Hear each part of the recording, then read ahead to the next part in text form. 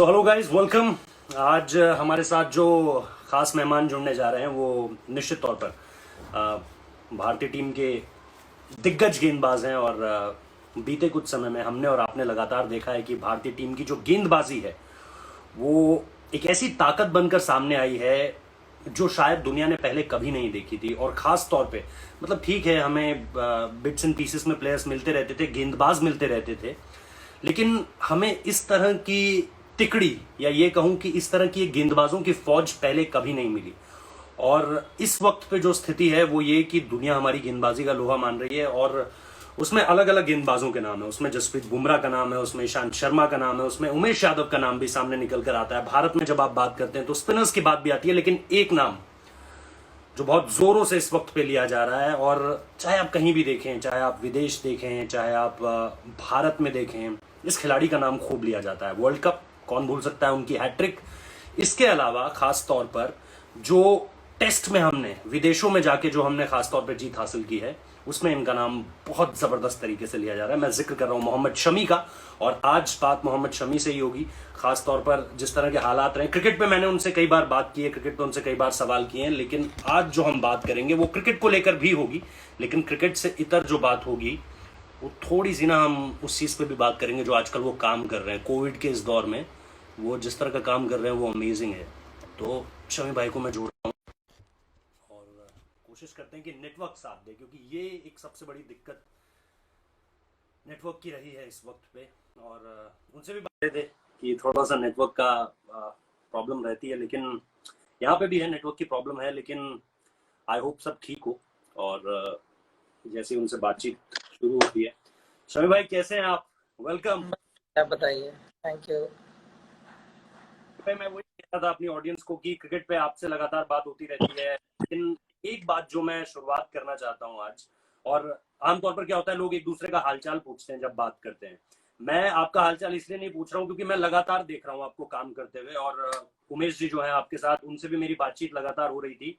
जिस तरह से आप इस वक्त पे कोविड के दौर में काम कर रहे हैं, खासतौर पे जो आप लोगों को एयरलिफ्ट करके मतलब इंडिया के डिफरेंट पार्ट से इधर से उधर ले जा रहे हैं, या जो जरूरतमंद चीजें पहुंचा रहे हैं, सबसे पहले वो जानना चाहता हूँ कि किस तरह से ये जो सारी चीजें आप बीते कुछ दिनों में बहुत ज्यादा एक्टिव हुए इस चीज को लेके, उसके बारे में अगर आप थोड़ा सा शेयर करना चाहें। यार देखो, अब जैसे हम लोग देखते आ रहे हैं कि 2-3 महीने से बहुत मुश्किल टाइम चल रहा है हम लोगों के लिए, और एक आम आदमी के लिए बहुत ज़्यादा मुश्किलें हैं। हम्म। तो काफ़ी लंबे टाइम से हम लोग कोविड में काम कर रहे हैं एक दूसरे को। 2-3 लोग हम लोग फ्रेंड्स लोग भी मिले हुए हैं, जैसे उमेश भाई की आपने बात की है, तो वो काफ़ी हेल्प करते हैं इस चीज़ को कि अगर कोई भी मैं बात बोल देता हूँ तो एग्री हो जाते हैं। तो उससे मुझे हिम्मत मिलती है, क्योंकि मैं अकेला कहीं नहीं जा नहीं सकता, अकेला पब्लिक के बीच, या फिर मैं कहीं ऐसी जगह पे कहीं खड़ा भी नहीं हो सकता। तो इस चीज़ में मुझे बहुत हेल्प हो जाती है जब साथ रहते हैं भाई लोग, मेरे दोस्त लोग। हम्म। और थैंक्स बोलता हूँ इन सब दोस्तों का जो 24 घंटे मेरे साथ लगे हुए हैं, जो चीज़ें अवेलेबल कराने में मेरी मदद कर रहे हैं, क्योंकि हमारे यहाँ पे 5 भंडारे भी चल रहे हैं।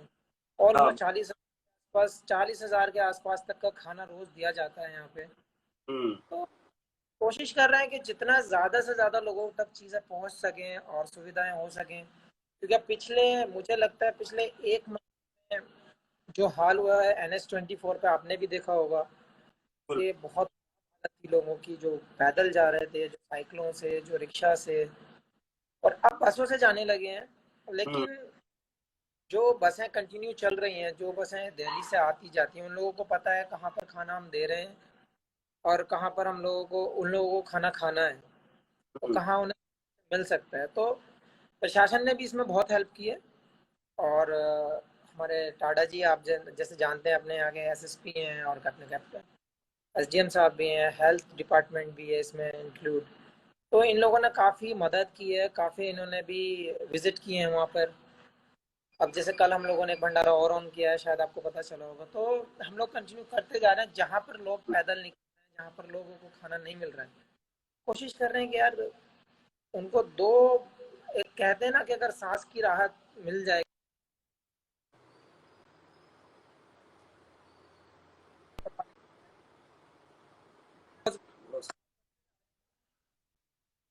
जी। मैं जैसे आपको बता रहा था कि उमेश जी को तो पहले से जानता हूँ, लेकिन मतलब कहते हैं ना कि आदमी दोस्त जो है वो खुद चुनता है, बाकी सारे रिश्ते तो उसको चुनते हैं। माँ बाप हम चुन नहीं सकते, लेकिन दोस्त खुद चुनता है। उनको मैं पहले से जानता हूँ कि वो जब भी अपना काफिला लेकर निकलते थे तो मदद आमतौर पे हम देखते ही थे कि वो कहीं ना कहीं जमीन से बहुत ज्यादा जुड़े हैं।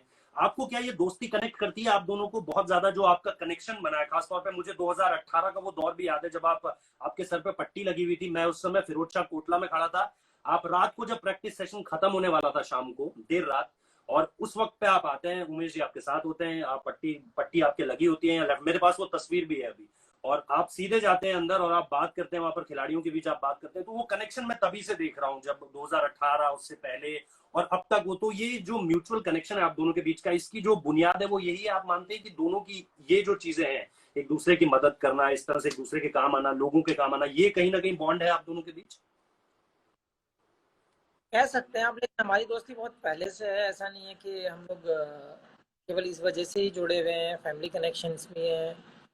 और सबसे बड़ी बात क्या कि थिंकिंग मैच करती है एक दूसरे से। एक दूसरा हम लोग मदद करना चाहते हैं दूसरे की। हाँ, कोई हमारे घर पे आया, हमारे दर पे आया, या हमारे जरिए हम्म, किसी पर मदद हो सकती है तो ज़रूर करते हैं। और आप शायद उमेश भाई को बहुत टाइम से आप भी जानते हैं इस बात में। बिल्कुल। तो और यही चीज़ मैं कहना चाहूँगा, जो जो काम सोनू सूद ने भी किया है, वो भी हम्म। हमारे दोस्त हैं। तो हमारा एजेंडा है, अगर हमारी वजह से किसी को एक टाइम का खाना या पानी या राहत कोई भी मिल जाती है, तो हमें लगता है कि हमें दिल से खुशी होती है। और सबसे बड़ी चीज़ क्या होती है, उन लोगों को जब वो चीज़ हम लोग जब अवेलेबल कराते हैं चीज़ें, जब हम लोग गिफ्ट करते हैं उन लोगों को। जैसे हम लोगों ने कल भी आपको पता चला होगा, अमरोहा में हम लोगों ने बहुत सारा राशन पानी भी बांटा है। तो एक मन से खुशी होती है, और कोई बात नहीं है। ना तो कोई ज़बरदस्ती लेने आता है और ना कोई ज़बरदस्ती देने के लिए जाता है। ये मन आपने को बिल्कुल। कि हाँ, हमने एक काम किया था और वो किसी काम की जगह पर लग गया है। शमी भाई, अगर मैं इन चीजों पर आता रहूंगा, लेकिन बीच में क्रिकेट को लेकर बहुत सारे लोगों ने ये सवाल भेजा है कि ये जो नया रूल आ रहा है अब, और इस पे आपका टेक बहुत ज्यादा जानना चाहता हूँ, क्योंकि लोग आपको जानते हैं कि एक तो क्योंकि मैं चाह रहा था शायद आपके पास भी बॉल हो, लेकिन मैं ये बॉल्स लेकर यहाँ पे बैठा हुआ हूँ। तो मैं ये जानना चाह रहा था कि नए बॉल के साथ अगर सीम पोजीशन की बात करें और पुराने गेंद के साथ अगर रिवर्स स्विंग की बात करें, तो ये जो अब आया है कि आप थूक नहीं लगा सकते गेंद पे, और थूक लगाना आप निश्चित तौर पर इसकी इंपॉर्टेंस बता पाएंगे कितनी ज्यादा जरूरी होती है, खासतौर पर गेंद को जितना ज्यादा आप पुराना और रिवर्स के लिए आप मददगार बनाए। तो ये जो अब नया रूल आया है कि आप स्वेट लगा सकते हैं और सलाइवा नहीं लगा सकते हैं गेंद पे, आप थोड़ा सा इसको एक्सप्लेन करेंगे कि कितना ज्यादा मुश्किल होने वाली है गेंदबाजों के लिए? क्योंकि मैं जिन लोगों से बात कर रहा हूँ वो यही कह रहे हैं, यार ये तो गेंदबाजों के लिए थोड़ी और मुश्किल हो गई है चीज। तो इन गेंदों के लिहाज से आपको क्या लगता है, दिक्कत होगी गेंदबाज को जब सलाइवा लगाना मना कर दिया आईसीसी ने कोविड की वजह से? देखो, दिक्कत तो ज़रूर होगी, हम्म। लेकिन जैसे कि हम लोग सलाइवा बचपन से यूज़ करते आए हैं। हम्म। तो हमारे कल्चर, हमारे नेचर में घुस चुका है। जब आप ऐसे फास्ट बॉलर आप अगर देखते हैं, तो वो आपको बोलने की ज़रूरत नहीं पड़ेगी शायद किसी को कि आप शाइन कैसे करेंगे, तो ऑटोमेटिकली वो लग जाता है कि सलाइवा लगा के हम लोग शाइन करते हैं बॉल को। और रिवर्स, ये एक सवाल बहुत बड़ा आ रहा है, कई बार आ चुका है मेरे सामने इंटरव्यूज में कि विदाउट सलाइवा क्या आप रिवर्स कैसे करेंगे, हम्म। क्या काम करेगा। मददगार, क्या पसीना उसकी जगह ले पाएगा? जो हम सलाइवा कहते हैं कि सलाइवा लगा के आप गेंद को थोड़ा सा जो है वो उसकी शाइन बरकरार रखते हैं, और फिर वो भारी होती चली जाती है और फिर वो उस डायरेक्शन में जाती है जो थोड़ा सा भारी ज्यादा होती है, तो वो रिवर्स करने लग जाती है। पाकिस्तान वाले कहते यार हैं। हमने कभी ट्राई नहीं किया है बिना क्योंकि बचपन से जब से खेलते आ रहे हैं, देखते आ रहे हैं, तब से हर कोई सलाइवा लगाता ही है। अब परेशानी ऐसी है हमारे सामने कि जो बीमारी सामने खड़ी है कि वो उसके कारण बहुत तेज फैलती है। हम्म। तो सलाइवा रोकना बहुत ज़रूरी है। और जहाँ तक सवाल रिवर्स का है, तो मेरे हिसाब से ज़्यादा टेंशन नहीं लेनी चाहिए एज ए फास्ट बॉलर आपको, अब क्योंकि आप मतलब तो आप फैंस को कहना चाहेंगे कि मोहम्मद शमी जो है वो बिना सलाइवा के भी रिवर्स स्विंग करा लेगा, उसको जरूरत नहीं है, उसके पास स्किल है इतनी? हाँ यार, ये तो टच वुड अल्लाह का करम है कि स्किल है, लेकिन मैंने कभी विदाउट सलाइवा मैंने वर्क नहीं किया है बॉल के ऊपर। तो चैलेंज। ये चीज़ मेरे सामने भी रहेगी कि रिवर्स होगा नहीं होगा, और कैसे रिवर्स होगा तो आप सलाइवा नहीं लगा सकते। तो बस एक ही चीज़ दिमाग में है कि जब हमारी टीम के लिए, हमारे बॉलर्स के लिए नहीं है, तो वो तो रूल सबके लिए सेम है। अगर रिवर्स हमारा नहीं होगा तो रिवर्स उधर से भी नहीं होगा। साथी गेंदबाजों से बात हो रही है, ईशांत शर्मा, जसप्रीत बुमराह से, उमेश यादव से, किसी से बात हो रही है कि यार ये क्या कर दिया? पहले ही बैट्समैन खुश रहते हैं कि यार चलो इतना सारा एडवांटेज जो गेम का है वो हमारी तरफ है, लेकिन कुछ किसी से बात हुई कि यार ये क्या कर दिया? बीच बीच में बात हुआ, लेकिन सलाइवा को लेके बात नहीं हुआ था, क्योंकि अधिक आप जितना ज्यादा सोचते हैं उतना प्रेशर आपके ऊपर आता है। हम्म। और जहां तक ये सलाइवा टेस्ट की और इसके सलाइवा लगाने की बात आ रही है, या फिर पसीना लगाने की जहां तक बात आ रही है, दोनों का काम डिफरेंट डिफरेंट रहता है। पसीना लगाने से आपकी बॉल थोड़ा सा उतना, आप उतना वर्क नहीं कर सकते, तो मेरे हिसाब से पसीना उतना बेटर नहीं है। लेकिन अगर हाँ, आप अगर सूखा बॉल भी शाइन करेंगे, मेंटेन करेंगे, अच्छे से मेंटेन हुआ वो, तो रिवर्स जरूर होगा। रिवर्स होगा, मोहम्मद शमी फिर भी खतरा है अभी भी। अच्छा, एक बात बताइए, रोहित शर्मा को मैं सुन रहा था, वो एक शो में बोल रहे थे यार ये शमी ना, मतलब जो मैदान की खुन्नस है वो मेरे ऊपर निकालता है, ये प्रैक्टिस सेशन में क्या करता है, मुझे बहुत तेज तेज गेंदे करता है, मुझे बुमराह से डर नहीं लगता, मुझे ईशांत से डर नहीं लगता, मुझे और किसी से डर नहीं लगता, प्रैक्टिस सेशन में ये मुझे तेज तेज गेंद करता है। और आपको याद होगा कि पिंक बॉल टेस्ट जब हुआ था बांग्लादेश के खिलाफ भारत का, तो बांग्लादेशियों ने आपको कहा था कि शमी भाई बाउंसर मत मारना, हम तो गेंदबाज, बल्लेबाजों को मारो, गेंदबाजों को मत मारना। ये रोहित शर्मा के साथ क्या खुन्नस है आपकी? मतलब आप कोई खुन्नस निकालते हैं या है क्या ये बात? यार ऐसा कुछ नहीं है, लेकिन देखो रोहित ओबियसली नई बॉल जब आप प्रैक्टिस करेंगे तो नई बॉल वो सामना करने आएगा ही। तो मेरा मानना ये है, कुछ लोगों को होती है प्रॉब्लम्स नेट्स में, लेकिन ऐसा नहीं है कि, मेरा मानना है कि आप प्रिपरेशन वैसी करो जो अपने बॉलर को दुश्मन की तरह देखो नेट्स में। सही या बात है। आपके पास वो बॉलर हैं जिनके पास सारे स्किल्स हैं, सारी तरीके की बॉलर डाल सकते हैं। एग्जैक्टली एग्जैक्टली समय भाई। मेरा मानना है कि आप सपोज करो, आप मुझसे कह दो कि आप मुझे बाउंसर मत डालना, मैं बैटिंग कर रहा हूँ, तो आपको पता है पीछे नहीं फेंकेगा, तो आप अपना स्किल इम्प्रूव नहीं कर रहे हैं। अगर आपने एक चीज पे फाउंडेशन लगा दिया है, तो मेरा मानना यह है आप ओपन चैलेंज रखो। एक दो बाउंसर भी आएगा तो आने दो, एक दो तेज आएगा, छोटा आएगा, आगे आएगा, पीछे आएगा, आप उस तरीके से तैयार हो जाएंगे हम्म। नेट। आप कभी भी देखना, मैं और रिद्धिमान का बहुत कहते हैं ना 36 का आंकड़ा है, वैसा होता है। रिद्धिमान आएगा तो दो चार बाउंसर तो आने पक्के हैं। अच्छा, ये बात है। ये मतलब तो रोहित बोलते मतलब हैं, हाँ। रिद्धि चालू हो जाएगा खुद ही खुद, मैं नहीं डालता होता हूँ तब भी डालने आ जाता हूँ, मैंने आ जाओ। मतलब रोहित शर्मा के जो पुल शॉट्स हैं जिनकी दुनिया मतलब दीवानी है, तो उसमें थोड़ा सा क्रेडिट मोहम्मद शमी को भी जाता है कि उन्होंने शॉर्ट बॉल खिला खिला के शर्मा को इतना पक्का कर दिया है देखो क्रेडिट तो उसको देना पड़ेगा, मैं बहुत पसंद करता ना। हूँ उसकी है। का, जितना लंबा खेलता है, गंदा मारता है, मुझे बहुत मजा आता है उसकी बैटिंग देखने में। हाँ। और जहां तक पुल शॉट का सवाल है, वो नेट में उतना कंफर्टेबल नहीं होता है, पता नहीं क्यों, लेकिन वो मैच में जितने आएंगे सबको बाहर मारेगा वो, तो ये और है। अब उसको लगता होगा कुछ, तो अगर बैट्समैन बोल देता है कि आज मुझे नहीं खेलना है बाउंसर, तो हम लोग भी अवॉइड करते हैं कि नहीं, आज बैट्समैन का मूड नहीं है, या फिर क्या है, आदमी का होता है कि अब आदमी है। हाँ।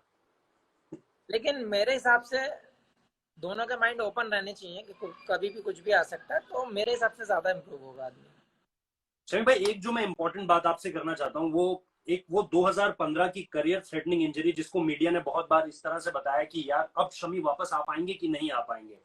और मुझे याद है उस वक्त पे लगातार इस बारे में बहुत बात हो रही थी, क्योंकि आप जो है वो फ्रैक्चर्ड नी के साथ खेले थे, जो खबरें निकल कर आई थी, और 2015 में आपने 17 विकेट लिए थे।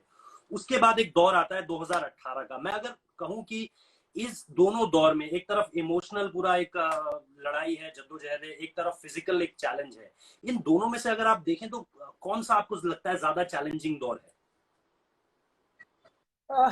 देखो, अगर एज ए स्पोर्ट्समैन सोचोगे आप, तो आप क्रिकेट से जुदाई बर्दाश्त नहीं कर पाएंगे, हम्म। ना पाएगा वो सहन, ना आप छोड़ पाते हैं क्रिकेट। लेकिन इंसान जब हमेशा अपनी ज़िंदगी के बारे में सोचता है, अपनी फैमिली के बारे में सोचता है, जब आपको घर वाली टेंशन होती है जो आपके परिवार में चल रही है, वो इंसान को जीने नहीं देती, वो सुकून में चैन नहीं लेने देती, वो आपको सोने नहीं देगी, वो आपको हर जगह दुख देगी। तो मेरे हिसाब से फैमिली प्रॉब्लम्स वाला आपको ज़्यादा चैलेंजिंग रहेगा हमेशा। लेकिन ऐसे स्पोर्ट्समैन अगर आप देखते हैं, तो वो भी उससे कम नहीं है। शमी भाई, ये सवाल मैंने इसलिए भी पूछा, मैं जानता था कि इमोशनल ट्रॉमा ज्यादा होता है, लेकिन पता है आपको लेकर अप्रिशिएट करने का मन इसलिए बहुत ज्यादा करता है क्योंकि मैं विदेशी क्रिकेटर्स देखता हूँ ना, बहुत सारे एग्जांपल आते हैं। मार्कस ट्रेस्कॉथिक इंडिया आए थे, इंडिया का टूर छोड़ के चले गए, उसके बाद एलिस्टर कुक, क्योंकि वही मेंटली बहुत ज्यादा चैलेंजिंग हो गया था। जॉनथन ट्रॉट का नाम आप निश्चित तौर पर जानते होंगे, उन्होंने जो है प्रेशर की वजह से, ये सारे तनाव की वजह से क्रिकेट छोड़ दिया। अभी ग्लेन मैक्सवेल का एग्जाम्पल आपको याद होगा कि उन्होंने कुछ समय के लिए क्रिकेट छोड़ दी थी। आपका मुझे याद है कि आप उस दौरान बॉलिंग प्रैक्टिस कर रहे थे, आप देहरादून गए हों या आप इंदिरापुरम में रहे हों या आप कहीं भी रहे हो या आप अमरोहा गए हों, आपने हर जगह अपनी प्रैक्टिस चालू रखी। जो मैंने दिल्ली वाला एग्जाम्पल दिया, आप दिल्ली में भी आए और आपने उस वक्त पे आप दिल्ली डेयर डेविल्स के साथ थे, दिल्ली डेयर डेविल्स की टीम हुआ करती थी जिसका नाम अब कैपिटल्स हो चुका है, तो वहां पर भी आप थे। आपने क्रिकेट को अपने से अलग नहीं होने दिया। मुझे याद है कि बीसीसीआई ने उस वक्त पे कॉन्ट्रैक्ट जो है वो नए जारी किए थे, उसमें आपका नाम उस वक्त के लिए रोक दिया था जब तक की कार्रवाई चल रही है, लेकिन आपने किसी भी चीज को अपने आड़े नहीं आने दिया। मेंटली बहुत चैलेंजिंग टाइम था, लेकिन आप खड़े रहे, डटे रहे। कुछ स्पेसिफिक चीजें जो उस वक्त पे आप कहना चाहें तमाम क्रिकेटर्स को भी और युवा क्रिकेटर्स को भी कि मेंटली चैलेंजिंग हो सकता है, लेकिन आप अगर अपने पे विश्वास रखें तो कम कर सकते हैं, और ऐसी कम।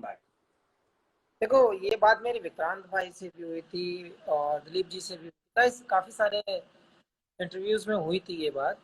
तो मैंने एक चीज बोला है कि आप गिव अप मत करो, हमेशा आप अपनी फाइट को जारी रखो, एक ना एक दिन जाकर आपको ज़रूर सक्सेस मिलेगी। और आप अगर गिव अप कर गए तो आप समझ लो वहाँ पे ख़त्म है। लेकिन मेरा एक चीज़ जो आपने पूछा कि आपने हमेशा क्रिकेट को कंटिन्यू रखा है, हम्म। तो टचवुड कहता हूँ ये ऐसा नहीं कोई पहले से प्लानिंग करके रखी हो कि हाँ ऐसा होगा वैसा होगा, लेकिन वो ऊपर वाले का करम है कि सारी चीज़ें होती हैं। अब 2.5 महीने का लॉकडाउन हो गया है, सारे लोग परेशान हैं अपने घरों में, लेकिन मेरा जो प्रैक्टिस, मेरा जो सिस्टम है वो अभी भी चल रहा है, कंटिन्यू चल रहा है, प्रैक्टिस भी चल रहा है। अब तो यहाँ पे लॉकडाउन थोड़ा सा ऑन हुआ है, हम्म। तो भी है थोड़ा सा, ट्रैफिक भी और नॉर्मल लोग भी। क्योंकि हमारा हमेशा से डिस्ट्रिक्ट जब से कोरोना वायरस चला है ग्रीन था। बीच में एक दो केसेस आने से मतलब बीच में स्टॉप किया गया था, कर्फ्यू लगा दिया गया था, पूरी तरह से ब्लॉक कर दिए गए थे एरिए। लेकिन अब फिर से खोल दिया गया है क्योंकि कोई केसेस नहीं है और सब कुछ नॉर्मल चल रहा है, तो मार्केट भी थोड़ी थोड़ी खोली गई है। अच्छा लग रहा है। लेकिन मैंने कभी हमेशा इस इतनी होने के बाद भी, क्योंकि मेरा फार्म हाउस ऐसी जगह पर है जहाँ कोई ना आता है ना जाता है, हम्म। वहाँ पे भी मैंने अपना प्रैक्टिस का सिस्टम कर रखा है कि अगर बाई चांस मैं यहाँ पे रहूँ या मेरा मन यहाँ रुकने का हुआ तो मैं प्रैक्टिस कर सकता हूँ यहाँ पे। क्योंकि मेरी फैमिली में क्रिकेट पहले से पसंद था, सारे लोग खेलते थे, भाई भी और छोटा भाई भी, आपको पता ही है 23 खेला है बंगाल से इस बार। बिल्कुल। और दो चार लड़के और भी अपने जो जैसे मूवमेंट है जिसमें मोहसिन खान है, और अगर उनको टाइम मिलता है, उन लोगों ने भी परमिशन करा रखी है सबने, वो लोग और आ जाते तो मुझे कंपनी भी मिल जाती है बीच बीच में। तो हम लोग शमी अपना भाई, पूरा ख्याल हम अपना पूरा ख्याल रखते हैं डिस्टेंस का, अपना सैनिटाइजिंग मास्क प्रॉपर करके, लेकिन हम अपने प्रैक्टिस कर लेते हैं। ये सबसे सही बात है। शमी भाई, इसमें मैं एक चीज और जोड़ना चाह रहा था कि उस वक्त पे जो दोनों कप्तानों का रोल रहा, 2015 देखें, 16 देखें महेंद्र सिंह धोनी, और इधर 2018 देखें विराट कोहली, ये जो कैप्टन्स का भरोसा होता है अपने खिलाड़ियों पर यार कि ठीक है कोई नहीं, तू जिस भी तरह की परेशानी से निकल रहा है हम तेरे साथ खड़े हैं एज अ टीम। उस वक्त पे एज अ कैप्टन और एज अ टीम अगर आप थोड़ा सा उसको याद करके बताना चाहें ऑडियंस को कि महेंद्र सिंह धोनी का उस वक्त पे रोल क्या था और विराट कोहली का इस वक्त पे रोल क्या था, 2015 और 2018। देखो, दोनों चीज़ें अलग हैं। क्योंकि 2015 में मैं इंजर्ड हुआ था और 2018 में मेरी फैमिली प्रॉब्लम थी, हम्म। तो दोनों को कंपेयर करना तो गलत है। मैं उस दिन इस बात पे भी, उस दिन थोड़ा सा गर्म भी पड़ गया था मिजाज मेरा। तो क्या यार, पता है क्या किया है हम लोग, जब सेलिब्रिटी देखते हैं, चाहे मैं हूँ कोई भी हो, हम्म। तो हमें उनके आगे आग लगाना बहुत इजी हो जाता है, उनकी टांग को पकड़ना खींचना बहुत इजी हो जाता है। बिल्कुल सही कह रहे हैं आप। जब हम जब सारे लोग काम कर रहे हैं, सारे लोग एक दूसरे की हेल्प कर रहे हैं, तब कोई नहीं आएगा कि भाई साहब आप इतना अच्छा काम कर रहे हो और आप आगे बढ़ो, हम दुआ करते हैं। कुछ ना देखे जाए, अरे एक पैसा नहीं मांग रहे, दुआ तो दे दो लोगों के लिए, बिल्कुल। वो भी नहीं। लेकिन अगर टांग खींचने की,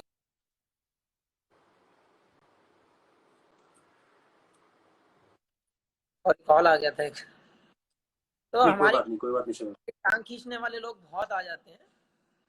कहने का हम्म। मतलब ये कंपेयर अगर करना है, मैं कहता हूँ आप कंपेयर करो as a fan, as a reporter, और जो भी आपके दिमाग में क्वेश्चन मार्क आता है। उस दिन भी मैंने यही बात बोली थी, अगर विराट कोहली और महेंद्र सिंह धोनी को आपको कंपेयर करना है तो कम से कम आप एक बार ये भी तो कह सकते हो कि उन लोगों ने क्या क्या अचीवमेंट किए हैं, हम्म। क्या क्या देश नहीं के शमी लिए भाई, किया। शमी भाई, मेरा कंपैरिजन उन दोनों को लेकर, मेरा कंपैरिजन उस वक्त पे उनका आपके साथ क्या रोल रहा, मैं ये जानना चाह रहा हूँ कि महेंद्र सिंह धोनी ने आपसे कुछ ऐसी बात की जो मोटिवेट करती हो बहुत। पॉइंट पे आ रहा हूँ ना, इसीलिए पॉइंट पे आ रहा हूँ, क्योंकि जी जी जी। जब हमेशा कोई बात आती है ना तो आदमी बहुत जल्दी से डिफरेंस देखने लगता है कि इन दोनों में कंपेयर करो क्या होता है क्या हम्म। नहीं। एज ए यूनिट और as a team, as a support staff या बीसीसीआई का हो, आप किसी को भी लो, हम्म। 2015 में भी मेरे साथ थे और 2000 साथ थे। बिल्कुल। तो बीसीसीआई ने होल्ड किया था वो एक अलग बात है, वो एक हम्म। अलग मैटर किया था। बिल्कुल। उन्होंने कोई पनिशमेंट नहीं किया था, ये नहीं नहीं नहीं। हुआ था। हम्म। उन्होंने कैसे होल्ड किया था, हालांकि नहीं होना चाहिए था लेकिन हुआ था। मुझे उससे हम्म, कोई मुझे उससे कोई, बिल्कुल। आपको बेटर लगा आपने होल्ड किया, आपको बेटर लगा आपने रिमूव वापस लिया, बिल्कुल। वो वो आपकी सरदर्दी है, आपको कहाँ रखना है कहाँ नहीं रखना है। तो ठीक मैं है। इन ज़्यादा देखता नहीं हूँ। मैं हमेशा ये कि मैं अगर टीम में हूँ और मेरे ऊपर कैप्टन कहाँ मुझ पर भरोसा जताता था, जताएगा, और मुझे वहाँ पे अपना 100% देना है और मुझे वो जॉब को पूरा करना है कि जब मुझे रिस्पॉन्सिबिलिटी दी गई है रिस्पॉन्सिबिलिटी निभाओ और अपनी टीम को जिताओ। ये मेरा हमेशा थिंकिंग रहता है। ऑफ द फील्ड कौन क्या सोचता है, कौन कहाँ जाता है क्या करता है, उससे मुझे कोई मतलब। ठीक है। आपने आपने शमी भाई जिताने की बात कही आपने, तो मुझे वो सबसे पहले जो दिमाग पे सबसे ताजा तस्वीर आई है अभी, वो वर्ल्ड कप आता है मेरे दिमाग में। और मैं अभी आपका इंस्टाग्राम भी देख रहा था, तो आपने एक तस्वीर डाली है वो विराट कोहली और महेंद्र सिंह धोनी के साथ उस मैच के ठीक बाद। और वो हैट्रिक, मतलब मैं सच बताऊं, हम लोग यहाँ पर ऐसे ऐसे करके हाथ मल रहे थे कि होगा क्या यार, अब क्या होगा, क्या अफगानिस्तान से इंडिया हार जाएगी, मतलब हम कहाँ तो ये सोच रहे हैं कि अब हमें कोई नहीं हरा सकता यार, हमारा इतना अच्छा वर्ल्ड कप चल निकला है, हमने ऑस्ट्रेलिया को हरा दिया, हमने साउथ अफ्रीका को हरा दिया, हम बढ़िया कर रहे हैं, रोहित शर्मा के बल्ले से रन निकल रहे हैं, गेंदबाज अच्छा कर रहे हैं। अचानक से वो मैच फंस गया था, आपने वो मैच निकाला मोमेंट। मैं कुलदीप यादव से बात कर रहा था, और कुलदीप यादव मतलब टेस्ट में बुमराह ने भी हैट्रिक ली है, लेकिन मैं अगर ओडीआई लिमिटेड ओवर्स फॉर्मेट की बात करूं तो कुलदीप यादव ने कहा कि मेरी दोनों हैट्रिक के पीछे, विकेट के पीछे महेंद्र सिंह धोनी का बहुत सपोर्ट था मेरे लिए। वो मैं जो हैट्रिक बॉल डाल रहा था, मैंने उनसे पूछा, उन्होंने बोला जैसा तेरा मन करे वैसा रिलैक्स होकर डाल, और मैंने डाली और काम हो गया, हैट्रिक मिल गई। आप ये जो तीनों विकेट आपने लिए, खासतौर पर नबी का, मतलब नबी जिस तरह से उस वक्त पे खेल रहा था और जिस तरह से उनकी बल्लेबाजी चल रही थी, ऐसा लग रहा था वो मैच निकाल के ले जाएंगे। आप किस तरह से अपनी पूरी इस हैट्रिक को देखते हैं, और क्या आपने इनपुट्स मांगे, जैसे कुलदीप ने बताया कि मैंने इनपुट्स मांगे महेंद्र सिंह धोनी से, क्या आपने भी किसी से इनपुट्स मांगे कि यार क्या करूं, क्या लगता है क्या डालूं, बुमराह से, किसी से भी आपने अगर कोई इनपुट लिया हो? देखिए हमेशा मैं आपसे लोगों से कहता आया हूँ, अगर ऐसा टाइम आपके पास आता है जब आप फाइनल ओवर डालते हैं, हम्म। देखो का बहुत अहम रोल रहता है, लेकिन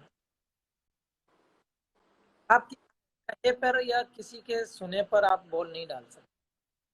जब ठीक है। फाइनल डिसाइड होने वाला हो कि क्या होने वाला है, हम्म। क्योंकि आपके अंदर से जो आप जो अंदर से डिसाइड करते हैं, आप जो हमेशा सोच के रहते हैं कि मैं रनअप से यहाँ से सोच कर जा रहा हूँ मुझे ये बॉल डालना है, हम्म। आप सक्सेसफुल हो सकते हो।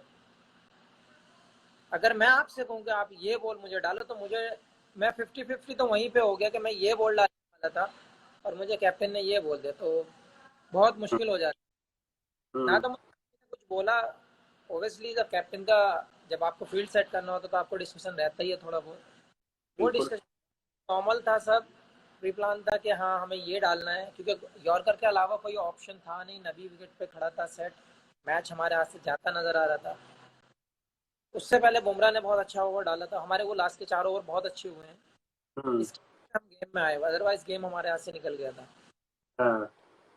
तो जब लास्ट ओवर 16 रन बचे थे तो तब मेरे मन में तो ये था, मैंने अब हम मैच नहीं देंगे, वो चाहे जो चाहे, हाँ। बस करना था आपका, मतलब अपने आप को बैक करना था। मेन चीज यही थी कि मैंने अपने आप को बैक किया था। विराट हम्म। ने भी बार पूछा था क्या करेगा, मैंने यॉर्कर के अलावा कोई और ऑप्शन नहीं है, लेग साइड आप पैक कर दो, मैं पैर पे यॉर्कर ही मारने वाला हूँ अंदर, फुल टॉस भी होगी तो अंदर रह जाएगी। और या विराट ने तुरंत। उसने सारी लेग साइड सारी पैक कर दी, बोले अब जड़ पे मारते रहो वाइड ऑफ द क्रीज होके। तो वही एक प्लान था। फर्स्ट बॉल बाउंड्री लगा, वो भी लेग स्टंप पे ही लगा था। हम्म। तो प्लान वही था कि लेग स्टंप पे, लेकिन जब हम एक प्लान सेट कर रहे हैं, आप एग्जीक्यूट हो सकता है गलत, इधर से उधर, ऑब्वियस। कोई डाउट नहीं, आप मशीन नहीं हो। बिल्कुल। उसके बाद भी हमने बैक किया कि हम यॉर्कर ही फेंकेंगे। हम्म।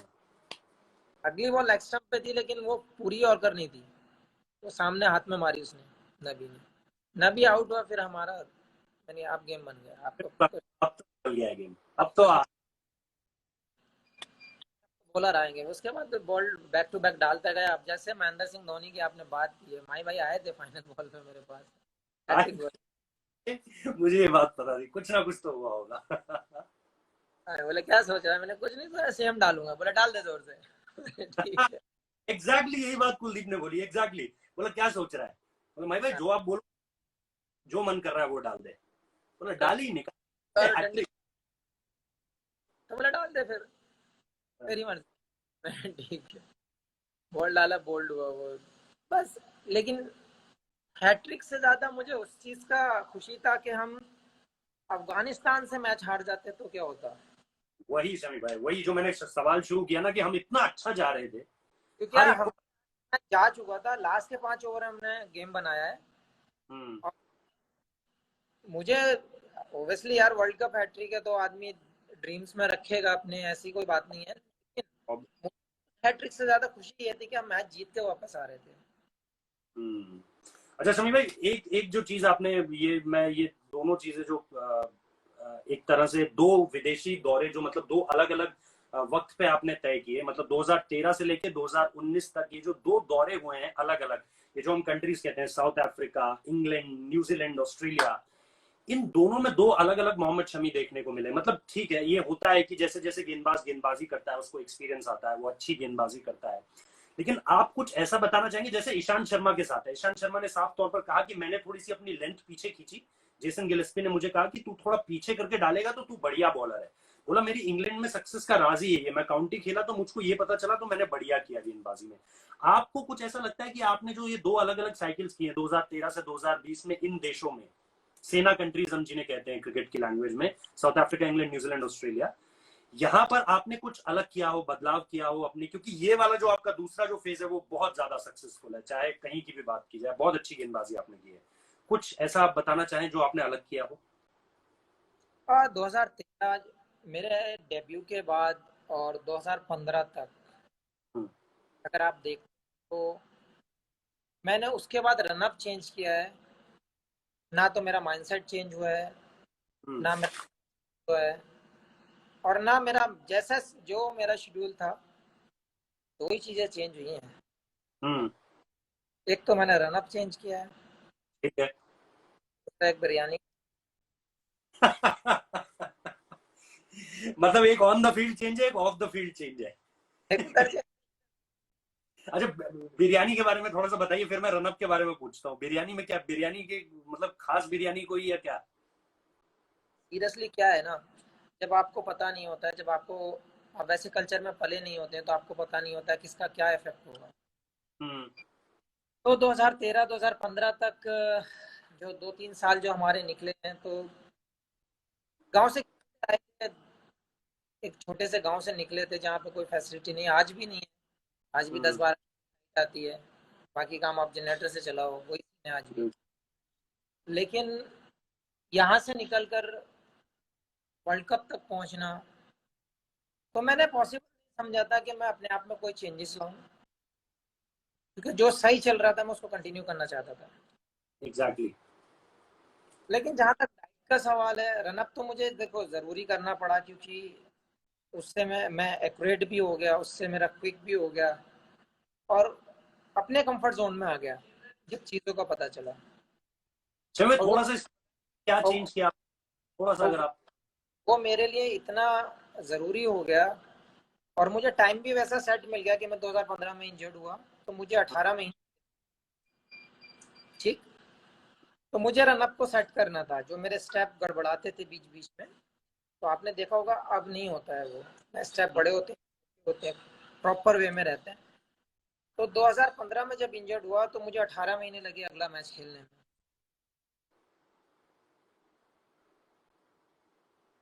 जब आप नी इंजरी के बाद जब आते हैं, तो नी इंजरी के बाद आप जब हमेशा जब स्टार्ट करते हैं, या एंकर लो या कोई भी इंजरी जो आपके लोअर पार्ट में है, तो आप स्लोली स्लोली इम्प्रूव करते हो, चीज़ें थोड़ा थोड़ा इंक्रीज करते जाते हो। मैं 2017 मुझे याद आता है, मैं कोटला में था प्रेस बॉक्स में, और श्रीलंका के अगेंस्ट मैच था, और आपकी जो पेस आ रही थी ना उस समय पे, और खास तौर पे लोग आपकी सीम पोजीशन के बारे में बात कर रहे थे। आपको लेकर दो बातें उस समय पे बहुत होती थी, एक आपकी सीम पोजीशन, और दूसरी बात कि यार ये सेकंड इनिंग्स का बॉलर है। ये आपने कभी सुना अपने लिए कि मैं सेकंड इनिंग्स का बॉलर हूं, या मैं सेकंड इनिंग्स में बहुत अच्छा करता हूं, या ये टर्म मेरे साथ क्यों जुड़ गई? अब मैं आता हूँ, उस चीज़ को पूरा कर दूँ, कंप्लीट कर दूँ। ठीक है, तो ठीक। वो जब इंजरी के बाद जब मैंने धीरे धीरे इंक्रीज किया था, तो वो रनअप को सही करने में वो मुझे हेल्प कर गया वहाँ पे, हम्म। क्योंकि मैं ज़्यादा तेज नहीं भाग सकते, तो मुझे वो स्टेपिंग जो मेरा जो कभी कभी गड़बड़ होता था, वो सेट हो गया उस बीच। तो वो मैंने उस पर फोकस कर लिया कि अभी मेरे चोट है तो मैं थोड़ा थोड़ा कर सकता हूँ, तो मैं धीरे धीरे जब रनअप बढ़ाऊंगा तो उसको सेट कर लूंगा। हम्म। 18 महीने मुझे जगह पे मिल गए और वहां से मैंने अपना रिदम कंप्लीट कर लिया। तो और वो वहीं से सीम पोजीशन पे आपने काम किया, जो सीम के लिए बोला जाता पोजीशन की जहाँ तक बात है, लोग करते आए हैं, अब आकर है। लोगों ने लगा दिया है, तो पता नहीं, बट मुझे क्या, जो मुझे जॉब दी जाती है मैं डन करने की कोशिश करता हूँ कि हाँ, जो मुझे रिस्पॉन्सिबिलिटी दी गई है मैं उसको पूरा करूँ। लेकिन सेकंड इनिंग अगर आप मतलब कंपेयर करेंगे तो मुझे लगता है दोनों में ऑलमोस्ट बराबर बराबर बिकते हैं। मैं ये 2017 की बात कर रहा हूँ, ये 2017 में बातचीतें चलती थी कोटला के प्रेस बॉक्स में। तो अब तो कुछ नहीं बोल 2017 में टोटली चेंज था आफ्टर इंजरी। सकता। हाँ। मेरा रिदम डिफरेंट था, मेरा जो बॉल डालने का जो प्रॉपर रिदम आ रहा था वो आ रहा था, क्योंकि उस टाइम पोल्यूशन का शायद इशू हुआ था, आपको याद होगा जब श्रीलंका से टेस्ट मैच चल रहा था, हाँ, हाँ, पोल्यूशन का बहुत ज्यादा इशू हुआ हाँ। था। लेकिन अच्छा, जिसमें वो मास्क लगा के चले गए थे वापस। जी जी, वही। जिसमें मैं बात, वही मैच था शायद हाँ, जो हाँ, मुझे, हाँ, बात कर रहा हूँ, एग्जैक्टली हाँ। वही मैं। लेकिन उसके बाद जो मुझे कंफर्टेबल लगा, तो मैं आज तक वही रिदम पे, और सीम पोजीशन की जहाँ तक बात है, यार वो मेरा नेचुरल हो गया, क्योंकि मेरे हाथ में कोई भी चीज़ गोल आ जाती है ना, जैसे लाइक बॉल हो तो मैं बॉल घुमाता ही रहता हूँ हमेशा, तो रोटेट करता ही रहता हूँ। तो वो एक रहता है, अगर बैट्समैन होगा तो बैट नॉकिंग करता रहेगा। वही मैंने तो एक बार मैंने प्रवीण कुमार से हाथ मिलाया, तो प्रवीण भाई से मैंने पूछा, प्रवीण भाई जो इंडिया इंडिया बॉलर थे, प्रवीण कुमार से हाथ मिलाया तो बोला, मैंने कहा भाई आपका हाथ बड़ा सख्त है। तो कहते थे मैं पता है हॉस्टल में ऐसे ऐसे करके यूं लेट के ऊपर ऐसे कैसे करके बॉल ऐसे ऐसे करके फेंक के और ऐसे ऐसे कैच करता रहता था, इसी वजह से मेरी जो कलाई है वो इतनी मजबूत हो गई। ये 2015 में हुआ था, तो उस टाइम पे मैं एक नया बॉल लेकर गया था, हाँ, वो वाइट बॉल पे जो ठप्पा लगा होता है कोकोबरा का, और उसका इस पे लोगो है ना कोकोबरा, तो हम्म, बिल्कुल नया था। अब जब मैं प्लास्टर टांग पे चढ़ा हुआ था, छत हम्म। सीलिंग में था, अब मैं कोशिश करता था कि मेरा सीम फैन को जस्ट किस करता रहे उधर, अरे जोर वाह। जोर से हिट ना हो। तो ये राज है सीम पोजीशन का। बस कोशिश करता था कि सीम पे जाए, जस्ट टच करके वापस आ जाए। वो बॉल के सारे जितने प्रिंट थे सब उड़ गए, फिर केवल सीम जैसा था वैसा ही था, लेकिन उस पर ना कुछ लिखा हुआ बचा था, ना हम्म। कुछ, प्योर वाइट हो चुका था बॉल। कोई ये नहीं कह सकता था कि ये कोकोब्रा है, कौन सा बॉल है। तो बस 18 महीने, 18 तो नहीं, लेकिन 6 से 7 महीने मैंने यही किया है बैट में पड़े पड़े। और ये जो आपका न्यूजीलैंड का कॉल बैक था, जब आपको न्यूजीलैंड बुलाया गया, इस पे भी आपने कुछ एडजस्टमेंट किए, खासतौर पे व्हाइट बॉल के साथ कोई एडजस्टमेंट आपने किए, या नहीं यार, व्हाइट? देखो मैं कभी अपने आप को कहीं पे एडजस्ट नहीं करता हूँ, क्योंकि जो मेरा बॉलिंग स्टाइल है, जो मेरा अप्रोच है, मैं हमेशा सेम ही रखता हूँ। हाँ, T20 में बहुत टाइम के बाद रखा था टीम में, और रिस्पॉन्सिबिलिटी भी दी गई थी। हम्म, तो कोशिश हमेशा यही रहती है, चाहे टेस्ट हो, वनडे हो या T20 हो, कि आप जहाँ पर भी आप मुझे बॉल देते हैं, आप जहाँ पे मुझे रिस्पॉन्सिबिलिटी देते हैं कि आपको यहाँ पर बॉल डालना है, ये कंडीशंस हैं, मैं बस कोशिश वही करता हूँ कि सिचुएशन के हिसाब से अपने आप का जो मुझे जॉब दिया गया है मैं उसको डन करूँ। नहीं भाई, एक जो बंगाल से एक हमारे जर्नलिस्ट दोस्त है, उन्होंने, संदीपन बनर्जी, उन्होंने आपके लिए ये सवाल भेजा था कि यूपी से वेस्ट बंगाल आना, टीनेजर, एज ए टीनेजर, और फिर यहाँ कोलकाता के मैदानों पर स्ट्रगल करना, एक तरह से शुरुआती समय में लगातार अच्छा करने की कोशिश करना, उसके पीछे वजह क्या थी? और उस दौर को आप याद करते हैं? वो वक्त कैसा था? एक तो वजह क्या थी, आप यूपी से वेस्ट बंगाल गए, अगर आप बताना चाहें, और दूसरी बात ये कि उस वक्त का टाइम, स्ट्रगलिंग टाइम कोलकाता के मैदानों पर। बहुत लंबी स्टोरी है यार। थोड़ा अगर आप शॉर्ट में सुना दें। तो यार शॉर्ट में बता देता हूँ, क्योंकि मैंने यहाँ पे भी एक दो बार ट्राई किया, 2 बार ट्राई किया था ट्रायल में। शायद आपको याद होगा कि उत्तर प्रदेश में 3 दिन का ट्रायल लगता है रणजी ट्रॉफी टीम बनाने के लिए। बिल्कुल। हाँ, तो उससे टीम सिलेक्शन होता है, और जो मेरा मानना है, पर्सनल व्यू तो ये है कि 3 दिन में आप कोई भी टीम, मैं कहता हूँ गांव की टीम select अगर आप ऐसा ओपन। हाँ, तो जब इन्होंने मुझे 3 बार फाइनल राउंड से बाहर निकाल दिया, फाइनल राउंड तक जाता था मैं वहाँ, उसके बाद गायब हो जाता था। तो 3 साल, 3 ट्रायल मैंने शायद दिए हैं या 2 हैं। जय तो भाई, क्या बोल के बाहर करते थे, क्या कहते थे? और रीज़न, कोई रीज़न नहीं है। आप सेलेक्ट नहीं हुए, बात खत्म, आपसे कोई अच्छा। बात करने वाला नहीं है। मैं बहुत जिद्दी टाइप का इंसान हूँ। हम्म। ठान लिया, वो ठान लिया। फिर मैंने डिसाइड किया, कोच से बात की मैंने, यार बंगाल जाना है। वहाँ शायद सुना है कि लीग खेलते हैं, 10, 12, 15 टेस्ट, 15 डेज मैच मिलते हैं वहाँ पे, परफॉर्म करो तो कैंप में आते हैं, और कैंप अच्छा हुआ तो वो टीम में भी रख सकते हैं। इस समय आपकी उम्र क्या थी शमी भाई? उस समय आपकी उम्र क्या थी? कितना होगा उम्र का? 14। 13-14 साल। ठीक। 14 साल की उम्र तो वहाँ पे गया अपना जाके, क्योंकि मुझे तो ना ये भी नहीं पता था कि वहाँ छोले के साथ क्या खाते हैं, चने के साथ क्या खाते हैं। मैं तो रोटी चावल का वेट कर रहा था कि कुछ मिलेगा तो खाऊंगा, लेकिन वो ब्रेड से खाई जाती है। हाँ। तो इतना भी दिमाग नहीं था कि क्या क्या है क्या नहीं है, बट इन्होंने, 15 साल का होऊंगा, ऐसा कुछ होगा। तो क्या हुआ कि वहाँ पे जब मैंने वहाँ पे क्लब लीग का ट्रायल दिया, ट्रायल क्लब में रखा, तो मैंने शायद 9 मैच खेले थे, 40 विकेटें ली थी, और 250 या 300 रन भी बनाए थे। उन्होंने क्लब में अगले साल भी रखा, फिर उन्होंने 11 मैच खिलाए तो 44 विकेटें ली थी। हम्म। ऐसे बढ़ के मेरा कॉन्फिडेंस मिल गया, लेकिन फिर उन्होंने मुझे कॉन्टेक्ट कर लिया कि हाँ हम आपको इतना पेमेंट देंगे, आप हमारे यहाँ से सीज़न खेलो, आपके कहीं भी आप लीग खेलो, 4-5 साल लगते हैं आपको। तो हम्म। 4 महीने के बाद वहाँ से मुझे कैंप में चांस मिला, अच्छी विकेटें ली हैं, सब कुछ। लेकिन एक ही चीज़ था कि अगर शायद मैं यूपी में रहता हम्म। तो मैं खेलता और ना मुझे कोई जानता। उसको अब बदलना। अगर मैं आप मतलब, बात, तो बहुत ज़्यादा लंबी हो जाएगी स्टोरी। हाँ हाँ हाँ, कोई दिक्कत नहीं है।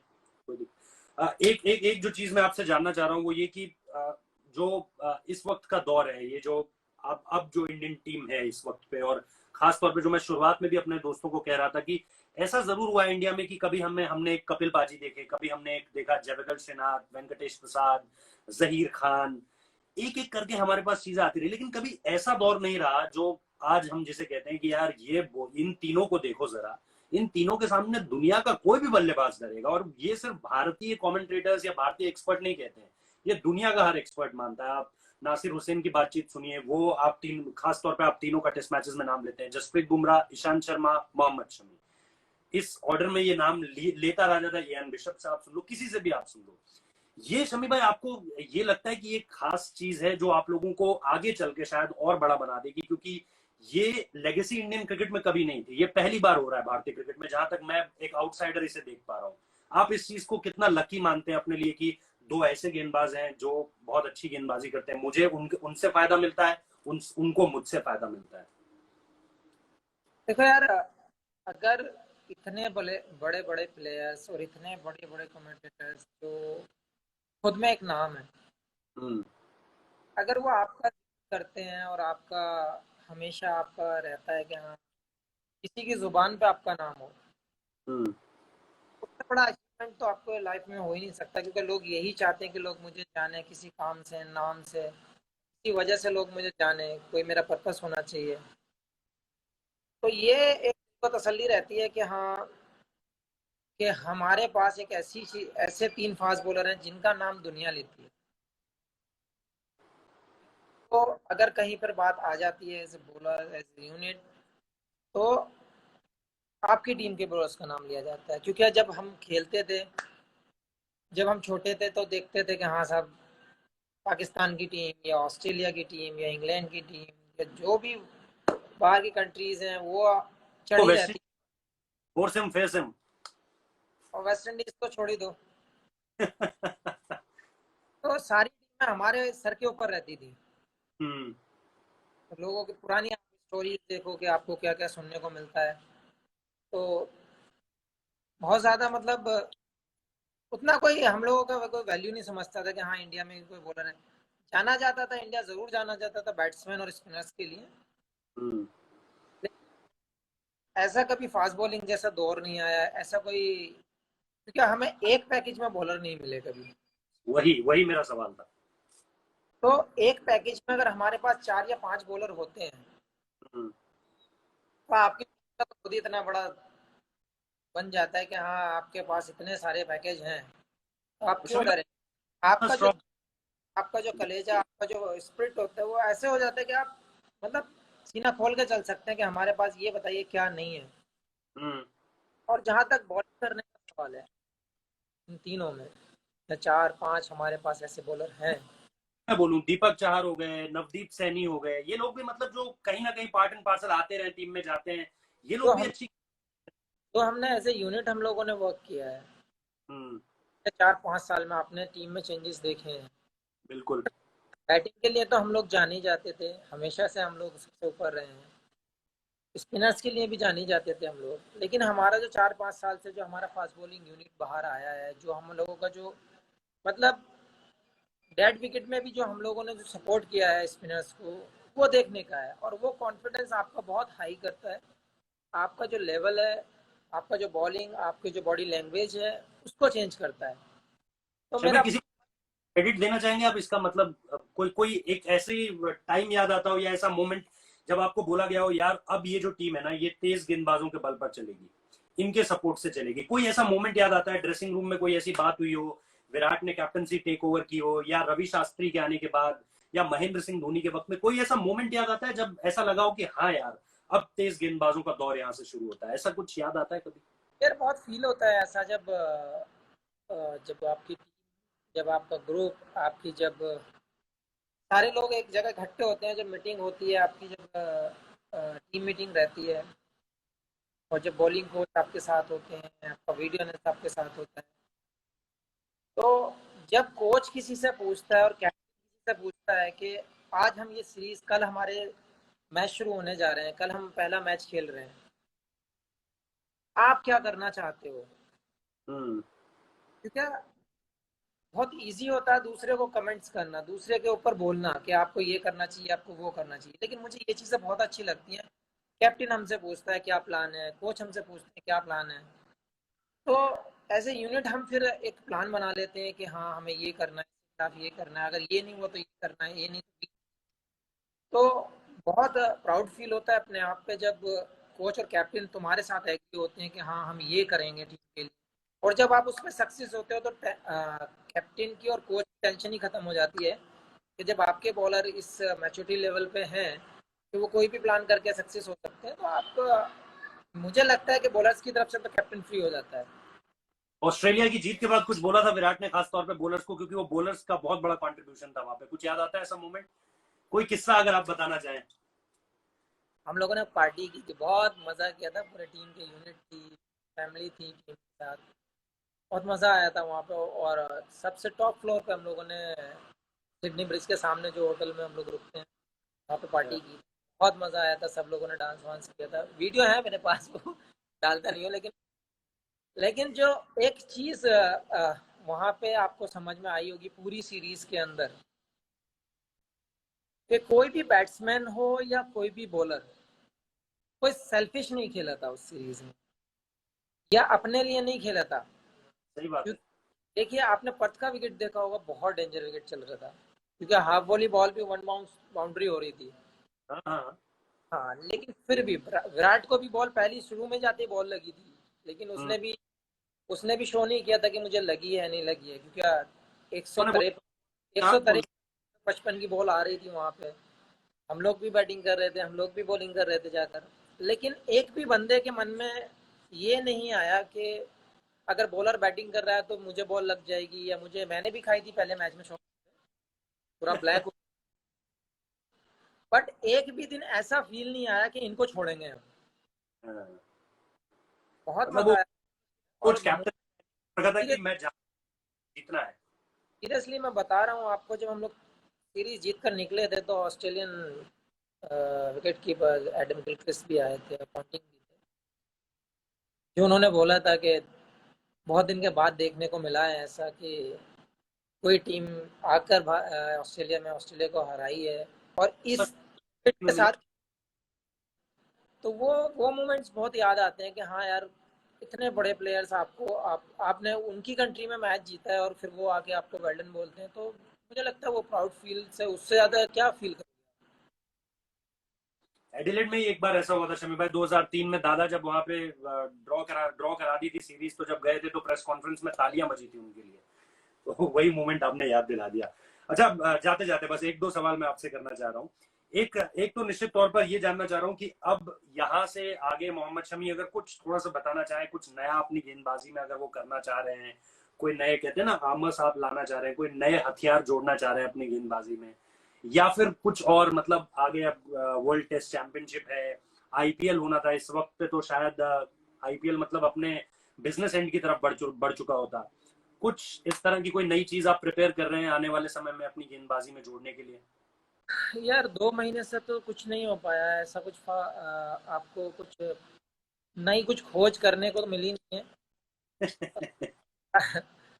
ट्राई कर रहे हैं कि अपने आप को जितना फिट रख सके, यही एक सबसे बड़ा चैलेंज है हमारे सामने, कि हम अपने आप को अगर फिट रख सकते हैं तो इससे बड़ी खुशी की कोई बात नहीं हो सकती। स्किल तो आपके हाथ में है, आप 10-15 दिन या 1 महीना लगाकर आप अपने स्किल पे वापस आ सकते हैं, क्योंकि वो आपके अंदर टैलेंट भरा हुआ है। मेन चीज़ क्या होती है कि आपकी डाइट अपना प्रॉपर होना चाहिए, आपका फिटनेस बराबर होना चाहिए। अगर आपकी ये दोनों चीज़ें कंप्लीट है तो मेरे हिसाब से आपको ज़्यादा टाइम लगेगा नहीं ट्रैक पर आने में। तो मैं बस कोशिश यही कर रहा हूँ कि अपने आप को, जैसे हमारा एजेंडा चल रहा है कि स्टे होम स्टे सेफ वाला, और स्टे फिट रखना बहुत ज़रूरी है। सही भाई, कुछ क्रिकेटर ये भी कह रहे हैं कि आईपीएल पहले, मतलब वर्ल्ड टी20 पहले खेलें, उससे पहले कुछ हम टूर्नामेंट खेल लें, कोई मैचेस खेल लें, डायरेक्ट वर्ल्ड टी20 खेलना थोड़ा सा खतरनाक हो जाएगा, या सीधे वहां पर जाके परफॉर्म करना एकदम, थोड़ा सा बॉडी के लिए टाइम चाहिए, कम से कम 10-15 दिन चाहिए हर खिलाड़ी को। आप किस तरह से देख रहे हैं इस डिबेट को, ये जो एक डिबेट चल रही है कि आप अगर अब क्रिकेट शुरू होती है तो डायरेक्ट आप वर्ल्ड टी20 खेलिए, या फॉर दैट मैटर कोई बड़ी सीरीज खेलिए? आपको लगता है कि पहले कुछ हो जाना चाहिए जैसे आईपीएल जैसी चीज या कोई बायलैटरल सीरीज ऐसा कुछ हो जाए, फिर आप वर्ल्ड टी20 में जाएं, तो फिजिकली आप ज्यादा बेटर प्रिपेयर होंगे, मेंटली आप ज्यादा बेटर प्रिपेयर होंगे, क्योंकि ये फिजिकल के साथ मेंटल चैलेंज भी तो लेकर आया है, मेंटल चैलेंज कोविड-19। हाँ यार हम मशीन तो है नहीं कि आपने इधर स्विच दबाया हम लोग चालू हो गए, या हम आपको ऑफ किया तो हम रुक गए। ऐसा तो कभी नहीं। आप एज ए स्पोर्ट्समैन अगर आप देखते हैं तो आपकी बॉडी को टाइम चाहिए होता है, आपका जो मूवमेंट है आप उसको लाने में थोड़ा सा टाइम लगता है, क्योंकि 2 से 3 महीने हो गए हैं किसी ने कोई बैट बॉल कुछ नहीं हुआ है। हालांकि लोग ट्रेनिंग भी नहीं कर पाए, टचवुड हम तो कर रहे हैं इस चीज़ का, थैंक यू है, अल्लाह को शुक्र गुजार है हम इस चीज़ में कि हमें है, हमारे पास फैसिलिटी तो हम कर सकते हैं। लेकिन ज़रूर यार 10-15-20 दिन मुझे लगता है कि आपको कैंप करना चाहिए, आपकी एक्टिविटीज़ होनी चाहिए, और आपकी एक दो सीरीज़ वैसी होनी चाहिए जो वर्ल्ड टी20 से पहले आपको, आपके जो मोमेंटम है, आपके जो बॉडी फ्लेक्सिबल होनी चाहिए वो प्रॉपर हो जाए। ऑस्ट्रेलिया में फिर से ऑस्ट्रेलिया को हराने के लिए तैयार हैं आप? अरे यार चैलेंज तो हम कहीं भी लेने तैयार हैं, कोई भी हमारे सामने आए हम चैलेंज लेने के लिए तैयार हैं। खास तौर पे वो moment जो आपने और बताया कि और हाँ, आप पॉइंटिंग। याद दिला दूँ, ये ऑस्ट्रेलिया सीरीज देखने की भी होगी और खेलने की भी होगी। सही बात है, सही बात है, आपने तो पंच लाइन दे दी, ये तो स्टार स्पोर्ट्स वाले ना उठा ले कहीं, ये सीरीज देखने वाली भी होगी और खेलने वाली भी। शमी भाई जाते जाते 3-4 रैपिड फायर टाइप के सवाल बस। आपका बेस्ट मोमेंट क्या है अब तक क्रिकेट में? नहीं, बहुत कोई कंट्रोवर्सी नहीं है, बहुत इजी इजी सवाल है। बोलो। बेस्ट मोमेंट आपका अब तक का क्रिकेट में? World cup hat trick. World cup hat trick. 3 top 3 playing bowlers इस वक्त के आपको कौन कौन लगते हैं? हम इंडिया के तीन, भी जो खेल रहे हैं। हम तीनों। अच्छा, आप तीनों के अलावा अगर मैं इंडिया आउट ऑफ इंडिया बात करूं तो? यार आउट ऑफ इंडिया अगर आप बात करते हैं ना तो फिर डिफरेंट डिफरेंट टाइप के बॉलर हो जाते हैं, क्योंकि देखो हम्म, अगर आप तो अगर इंग्लैंड को आप देखते हैं तो बता दीजिए मुझे शमी भाई, टेस्ट क्रिकेट में बता दीजिए। टेस्ट क्रिकेट में अगर ओवरसीज अगर आप खेल रहे हैं तो ब्रॉड, एंडरसन और स्टार्क। ब्रॉड एंडरसन स्टार्क, ठीक है शमी भाई। अच्छा, एक मैं आपसे जानकारी जानना चाह रहा हूँ, टफेस्ट बैट्समैन इंडिया का मत बताइएगा, टफेस्ट बैट्समैन को आपको लगता हो कि यार इसको इसका विकेट लेना बहुत सेटिस्फाइंग होता है, बहुत खुशी मिलती है इसका विकेट लेने पे? Brathwaite, West Indies opener. Test cricket में भी? टेस्ट क्रिकेट में टेस्ट क्रिकेट की बात बोल रहा हूँ। वो फुल टॉस को भी डिफेंस करता है। Carlos Brathwaite. ये बड़ा अनोखा सवाल है, जवाब है सही। अच्छा, एक आखिरी सवाल, आईपीएल में सामने डेविड वार्नर हो, जब वो ओपन डेविड, कर, शायद आपने देखा हो, जब वो ओपन करने आता है आपने देखा होगा कि वो नहीं, एक सवाल मैं आपसे पूछ रहा हूँ, आईपीएल में अगर आपके सामने डेविड वार्नर हो, एबी डिविलियर्स हो, और इसके अलावा आंद्रे रसल हो, सबसे ज्यादा टफ कौन है?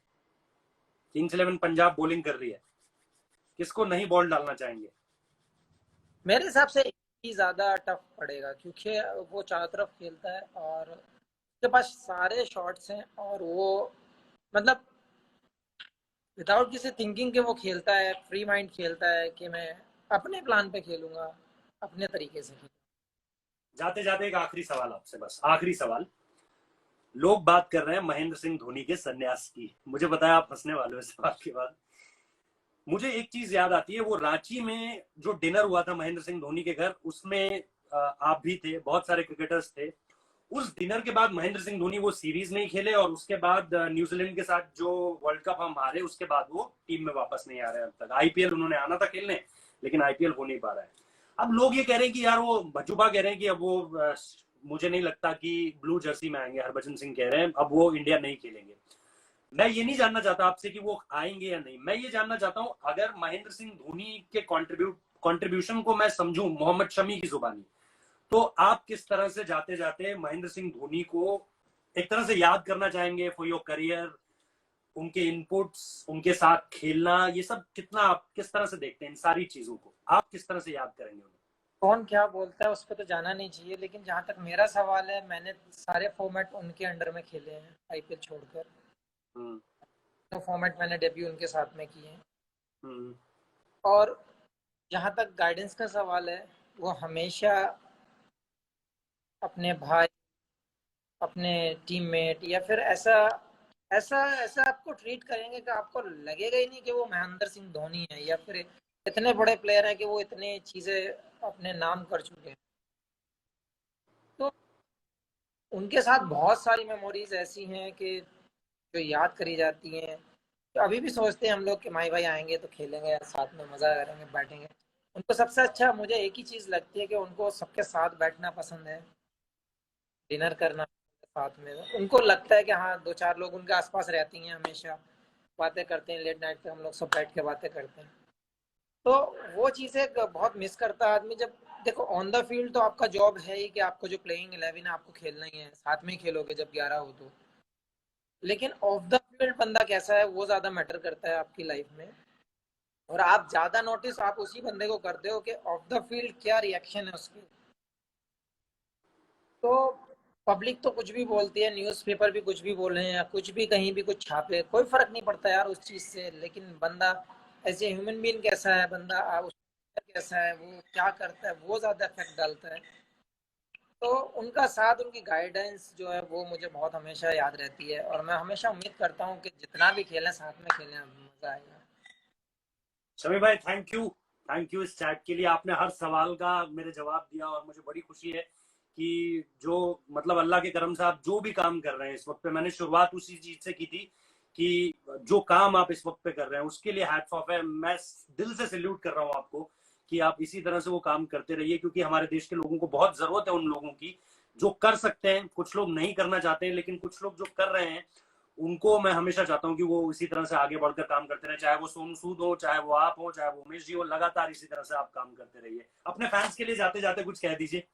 Thank you so much. और एक बोलना चाहूँगा यार मैं, हम लोगों ने छोटी सी एक कोशिश की है इसमें कोविड-19 में कि मुंबई से दिल्ली हम लोग 3 प्लेन एयरलिफ्ट कराने की सोच रहे हैं जो वहाँ फंसे हुए हैं, जो दिल्ली आना चाहते हैं। और एक ट्रेन हम लोग बुक कराने की कोशिश पूरी कर रहे हैं कि हम लोग पूरी फुल पहुंचे बुक शमी करें। भाई, सॉरी। कल कुछ लोग देहरादून भी पहुंचे हैं।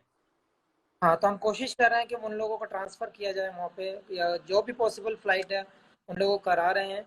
और हम बहुत जल्दी एक उमेश भाई के पास तो वो सिस्टम है, उन्होंने एक हेल्पलाइन छोड़ रखी है। तो मैं कोशिश कर रहा हूँ कि इसी चीज़ को और आगे बढ़ाएं, और जितने बंदे पॉसिबल अपनी घर पर पहुँच सकते हैं सेफली, हम लोग उनको कोशिश कर रहे हैं। और अगर कोई ऐसा है तो आप मेरे इंस्टाग्राम पे भी आप डायरेक्ट मैसेज कर सकते हैं, मेल कर सकते हैं। सारी चीज़ें अवेलेबल हैं। मैं यहाँ पे अपने इंस्टाग्राम पे भी अपने मैनेजर का नंबर डाल दूँगा। अगर आपको कोई ज़्यादा परेशानी है, कोई बात हो, तो आप उनसे कांटेक्ट कर सकते हैं। तो बस एक ही चीज़ कहूँगा, स्टे सेफ, स्टे होम, और बस गिव अप ना कीजिए, हमेशा फाइट करते रहिए। और जल्दी मिलेंगे इंशाल्लाह क्रिकेट के मैदान पर। Thank you, thank you. मतलब क्लैपिंग है आपके लिए यार। Thank you, salute to your efforts. Thank you so much Shami भाई, thank you, thank thank you. You.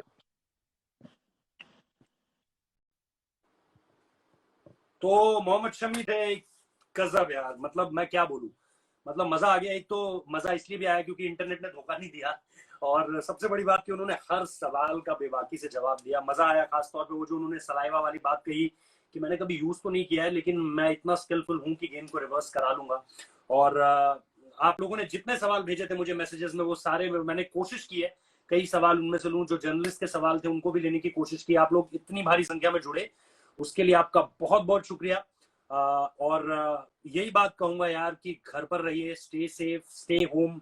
और जैसा शमी भाई ने कहा कि अगर आपको लगता है कि कोई इस वक्त पे किसी को मदद की बहुत ज्यादा जरूरत है, तो वो मैसेजेस का भी रिप्लाई कर रहे हैं, वो मेल्स का भी रिप्लाई कर रहे हैं, तो आप वो काम जरूर कीजिए। वो काम बहुत ज्यादा जरूरी है। और यार इसी तरह से जो अपना प्यार है, सपोर्ट है, वो बनाकर रखिए। और थैंक यू सो मच। बाकी कुछ क्रिकेटर्स के इंटरव्यूज भी हैं, वो आप देख सकते हैं। उसके छोटे छोटे हिस्से डाले हुए हैं। चाहे वो कुलदीप यादव से बातचीत हुई हो, चाहे वो दीपक चाहर से बातचीत हुई हो, राहुल चाहर से बातचीत हुई हो, प्रज्ञान ओझा से बातचीत हुई हो, दानिश कनेरिया से बातचीत हुई हो, और अब मोहम्मद शमी से बातचीत हुई है। तो बहुत बहुत शुक्रिया यार आप सभी लोगों का जुड़ने के लिए। और बहुत बहुत थैंक यू सो मच यार। Thank you.